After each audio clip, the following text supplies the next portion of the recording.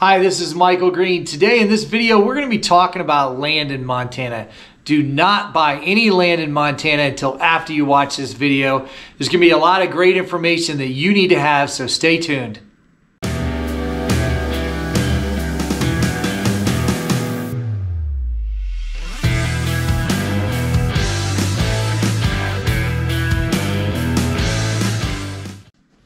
So we've got people calling us all the time looking to move to Bozeman and Big Sky, Montana, and we absolutely love it.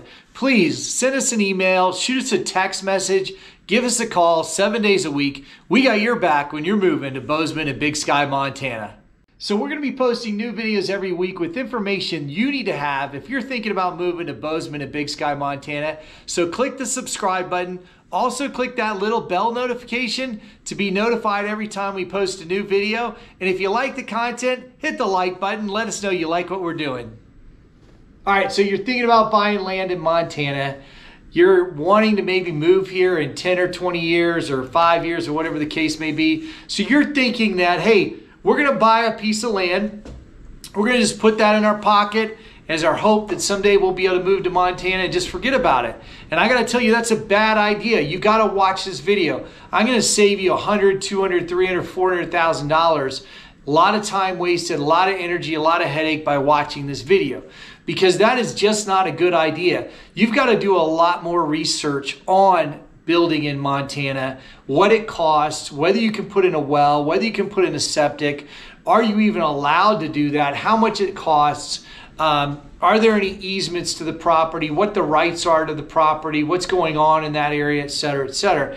If you're not willing to start building right away, just forget about it. Do not buy a property in Montana, because guess what? You're going to be buying it from somebody else that did the same thing 10 years ago.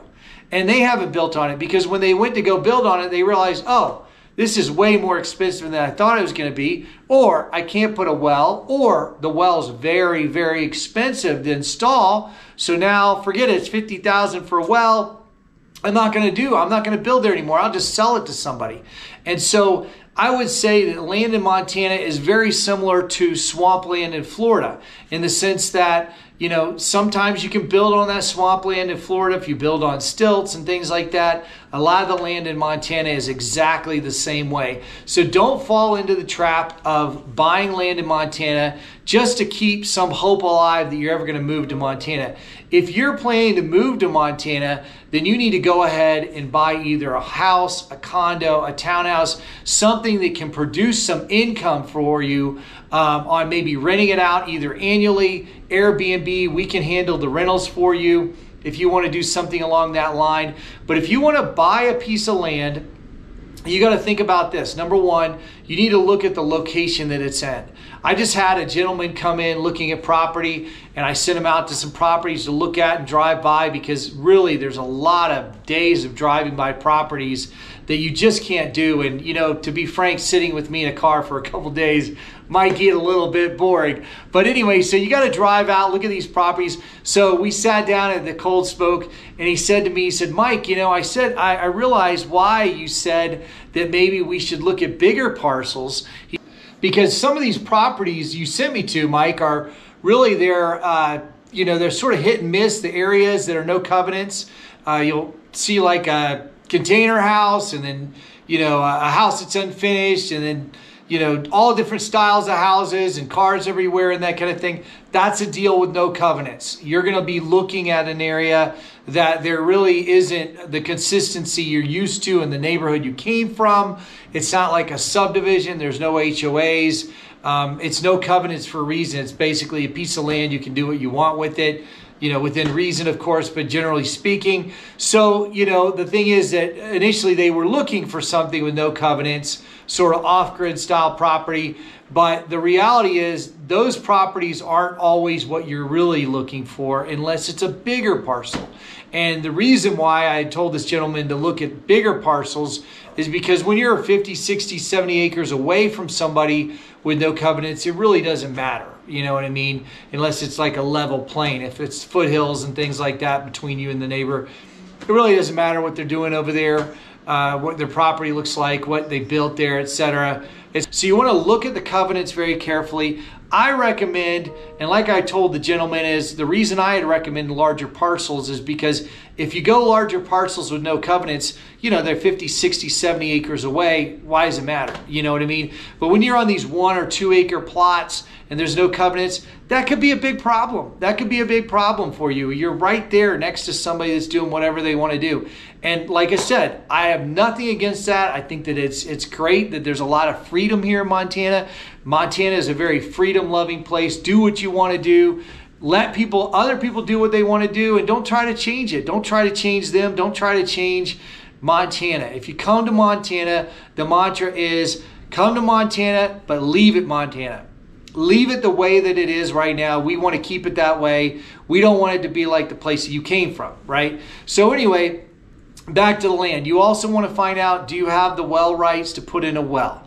What are the neighboring people having in regards to the depths of their well? How deep did they have to go? How many gallons per minute are they getting out of the wells? How much does that cost in that general location? Because it might cost you a lot more to build a well in Bozeman than it does over in Great Falls or Helena or Butte or something like that. The vendors are a lot more expensive in Bozeman here. So the land, you got to check into the well rights. Can you have a well?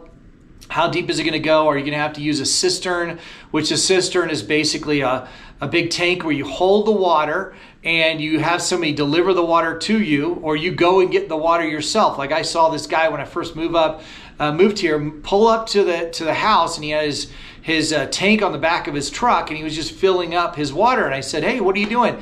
And he goes, oh, I'm just filling up my cistern. And I mean, it was literally like right in front of the house. I mean, it was really obtrusive and odd, and I had never seen that kind of thing before, you know, where it was just right up front like that. I mean, it should be somewhere hidden, and then you pump it out, etc., you know, that kind of thing. So it's just not right in front of your house.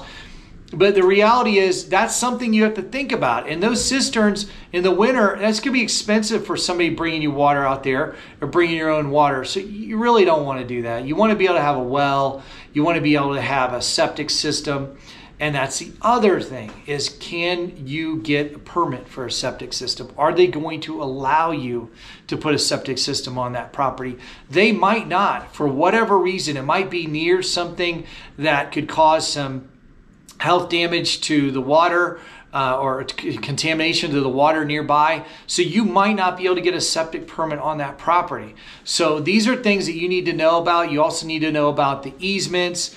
Other things about the property. Is it a mining claim, or do you actually own the rights to the property, and do you have a road going to it? Mining claims aren't bad, but there's a lot of things that you need to know about. So if you buy that property in Montana, you go home and forget about it. Next thing you know, you come here on your next trip and there's somebody on it with an RV. See, they're living on your property. So if you're not planning to move to Montana or start construction or be around or move here first, do not buy land in Montana. You are going to waste your money and going to be selling it to somebody else 7-10 years down the road. And that's just the bottom line. You know, if you don't have a solid plan of what you're going to do with that land right away, or unless you're buying a very large parcel. So the caveat there is, if you come and say, you know, if you're buying something with 100 acres, 200 acres, you know, you're putting it in as bank, you know, you're trying to bank that property instead of having the money in the bank. Now that's a good idea, because now you got a property, and of course you still need to have a plan of action that you're going to come out every few months, check the property out, etc., what's going on with it. If you're planning to just buy a property here and just leave it and not do anything with it, not come out but once a year, don't do it. But if you're going to buy 100, 200 acres, 300 acres, maybe 80, you know, a larger parcel, and you're going to come out here a few times a year and check on the property, check on the property lines, make sure people aren't using your property or doing something on your property you don't know about, because the people nearby will know if you come there. You know, that's one thing about it. If you're right next to another parcel, you need to get to know those landowners, right?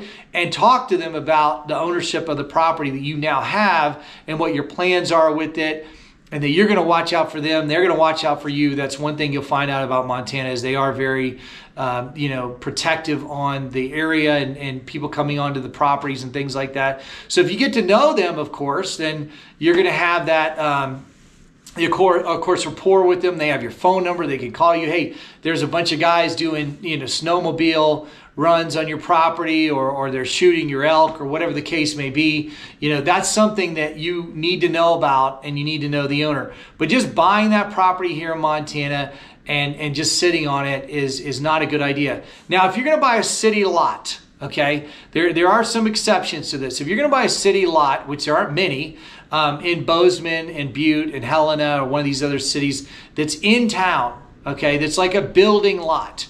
Okay, that's a different concept, okay? But that's not what most people call me about. Most people call me because they're saying, oh, I have this dream, I want to move to Montana someday, and I want to buy some land, and then someday I'll move there, okay? And, like I said, you're going to be buying it from the person that had that dream 10 years ago and never did anything with it, because you don't have a solid plan on what you're going to do with the property.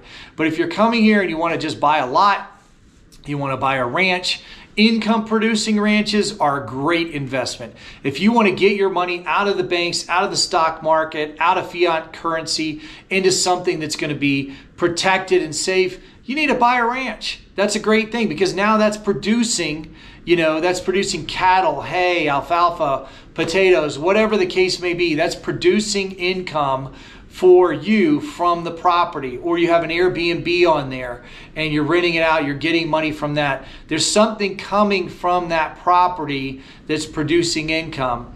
But just buying that, 1, 2, 5 acre, 10 acre, 20 acre parcel out in the middle of nowhere and just holding it is not a great thing to do in Montana. And I would definitely advise you not to do that unless you absolutely have a plan that, oh yeah, hey, I got this builder. And by the way, we do have a modular home program that we can have you a house up in 4 to 6 months. So a lot of the builders you're going to go to here, they're going to tell you a year down the road, we'll be able to build you a house, or we'll be able to start in 6 months and then it'll be a year from then. But if you come to me, we can have you up a house in 4 to 6 months on the property that you pick from. We can help get everything set up for you. We use a modular construction that essentially, and I mean, they're building $4 or $5 million homes with this same type of construction, multifamily, hotels, apartments. So a lot of people hear modular and like, oh, no, that's a mobile home. No, this is modular construction. This is built in a factory, pre-built, basically made so that now we can just put that together on site. And like I said, in Big Sky, people are buying $4 or $5 million homes that are modular construction. They're building hotels out of this kind of thing. So if you come to me with a plan and say, Michael, we want to buy this land, but we want to go ahead and get you to build us a house on it, then we can definitely get going on that and start looking at the details to the well and all that kind of stuff. And I think that's a great plan, because now you've got a newer construction product on the property that you can rent out, you can do an Airbnb, and that's going to generate income for you. So those are some great tips about Bozeman and about Big Sky, Montana land. And that's really land in general anywhere in Montana, because Montana is a very remote place. So you've got people coming here from all over, maybe looking to squat on land, and you don't want your land squatted on. You don't want to do that. So now if you're coming here to look at land in Montana, you're going to need a 4x4. So you're going to call the rental car place when you get off the airplane, and they're going to say $180 a day. Well, now that you've watched this video, you're going to get an absolute killer tip from me. Call the Toyota dealership here in Bozeman. They're going to rent you one for $75, don't quote me, about $75 a day, 4x4. Because if you're going out to the property in the summer, in the winter, anytime in Montana you're going to look at land, you need a 4x4. So you need to call that Toyota dealership. It's $75. Let them know that Michael Green told you to call, and they're going to give you a great deal. There are some other places, if they're full, give me a text, give me an email, shoot me a call, and I'll give you another location to go from. But right now, my clients have been having a great time with the 4x4s they're getting from the Toyota dealership here in town. And you will too, because I'll tell you what, Montana is a wonderful place to live. You're going to absolutely love it if you come here to live. And the reality is, if you wait another year to move here, then it's just another year wasted that you could have been living in the wonderful Montana lifestyle. So look forward to seeing you here. And remember, we're going to be posting new videos every single week with information about Bozeman and Big Sky, Montana. So hit the little button there, the subscribe button. And then click that little bell notification to be notified every time we post a new video. And if you like this video, click the thumbs up to let me know that you like the content, and we'll see you here. Please give us a call, shoot us a text message, send us an email 7 days a week. If you need any information on relocating to the area, I'd love to help you out and look forward to hearing from you and seeing you here.